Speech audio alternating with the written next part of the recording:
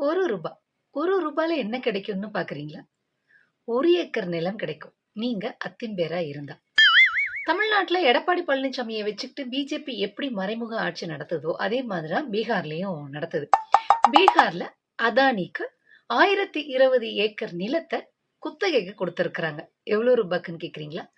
ரூ. 1. 1 ஏக்கர ரூ. 1 குத்தகைக்கு விட்டிருக்கிறாங்க. அப்போ வருஷத்துக்கு 1020 ஏக்கருக்கு அதானி அத்திம்பேர் கட்டக்கூடிய பணம்னு பாத்தீங்கன்னா ரூ. 1020. அதுல சோலார் பவர் அதன் மூலியமா கரண்ட் தயாரிச்சு அதே பீகார் மக்களுக்கு ரூ. 6 விற்க போறாரு அதானி அத்திம்பேர்.